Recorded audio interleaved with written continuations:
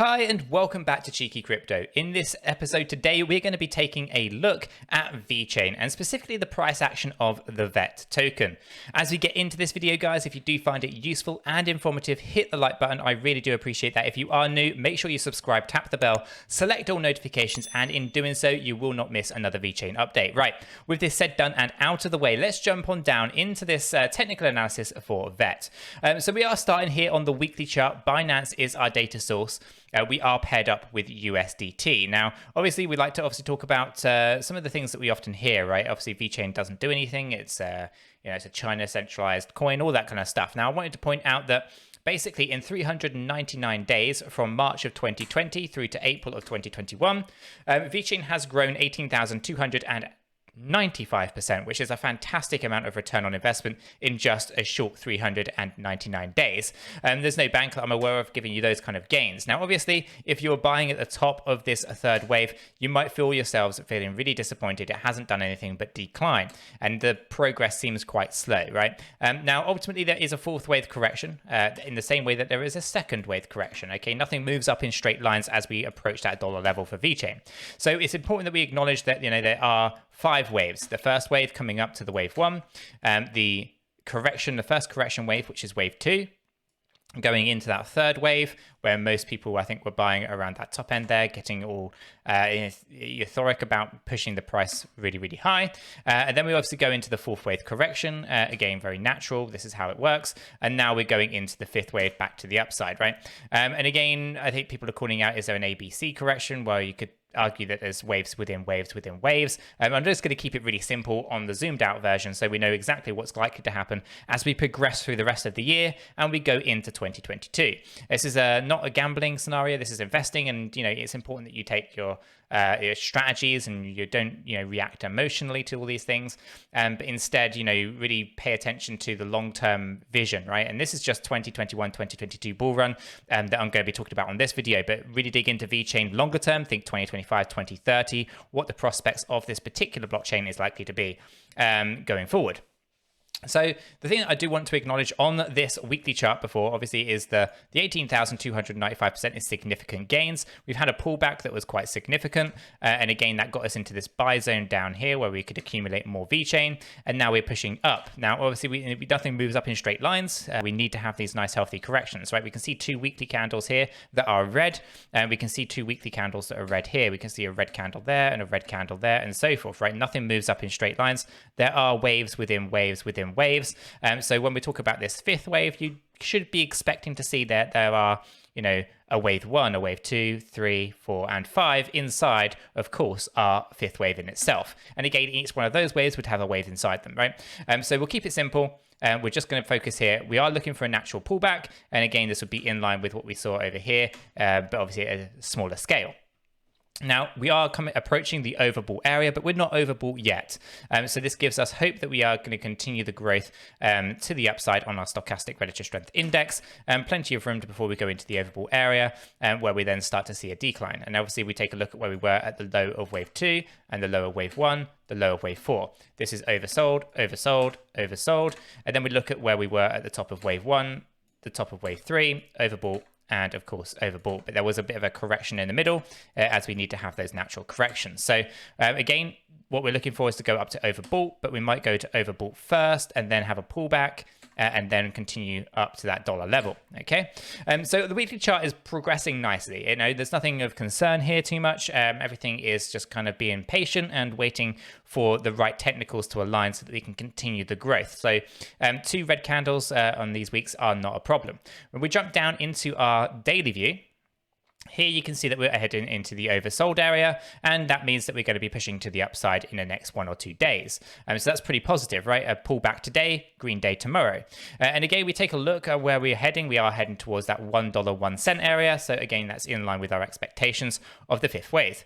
Now, obviously, the pullback we see here, we were overbought for quite some time. We've been talking about needing a correction for a very long time on the channel, and I know people hate to hear it sometimes, but these are natural scenarios where you do need to see profits get taken. You do need to see the red candles to allow us to go back to the oversold area so that we can continue the growth to the upside.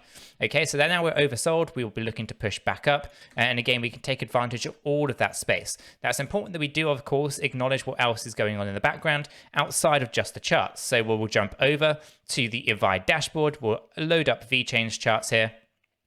And here we can see that Vechain has an A3 rating. It has not changed in the last 24 hours. We can see the fear and greed index is up there at B1, so it has plenty of room to grow. It's not extremely greedy. It's nowhere near the fear end. So it's got a lot of room, and it's good to see. That means we have a lot more upside to it before we start seeing any kind of good pullbacks. We can see the 𝗕𝗓 ratio is an A2, so no more liquidity issues for Vechain, which is good to see, and perfectly good.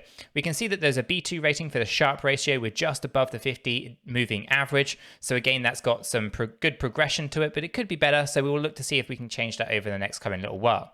We can also see the return on investments the best it can be from a rating point of view, and this is A1. So an A1 rating is the best it can be. So good profitability for Vechain. Moving averages are A2, peak end value is also there at B2, right? So again, the importance of the 𝗕𝗓 dashboard in terms of making sure you understand exactly what is going on outside of the charts, right? This is artificial intelligence and machine learning at its finest, right? Every day this updates at midnight. Check it out, and you'll get a bit of a heads up as to what the AI is seeing inside the raw data, and that gives you a bit of a flavor as to what to expect in the next 24 hours. In the case of Cardano, it did actually drop it down a rating at midnight last night, and as a result of that, we did see a red day for Cardano. In the case of Vechain here, it hasn't moved. This is actually a good sign. It means that we're going to start seeing some pretty good progression, in my opinion, back to the upside. So this is pretty good technicals based on the artificial intelligence, which has no bias, no human intervention whatsoever.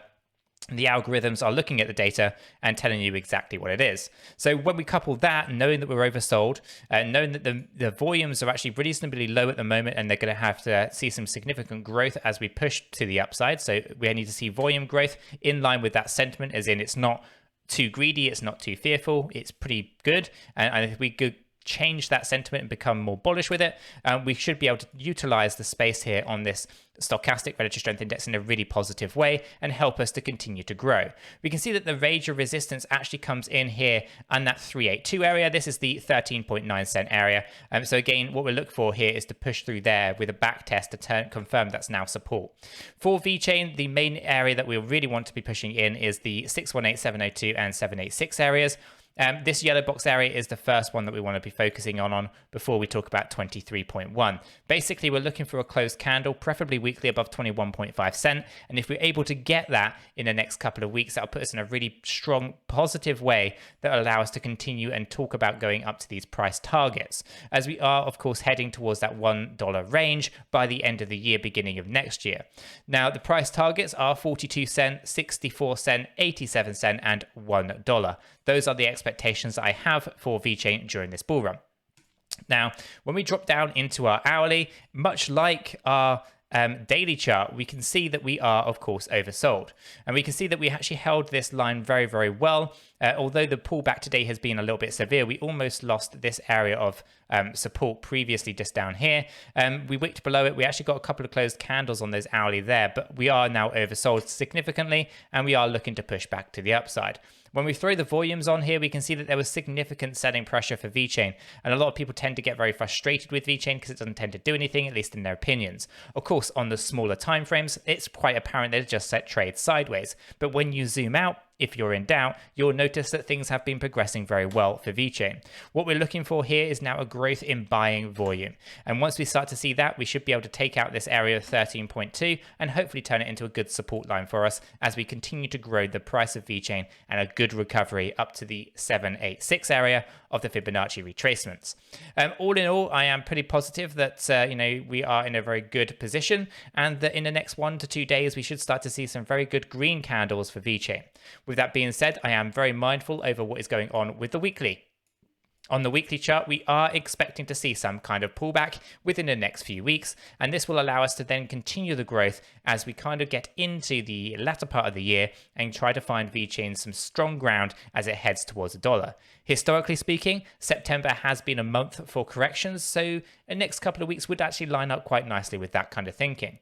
Guys, that is my brief update for VeChain on this video. If you have found it useful and informative, hit the like button. I really do appreciate that. If you are new, then do subscribe, tap the bell, select all notifications, and you won't miss another VeChain update. Guys, with this said, done, and out of the way, I hope everyone has a fantastic day, and I'll catch you all in the next one.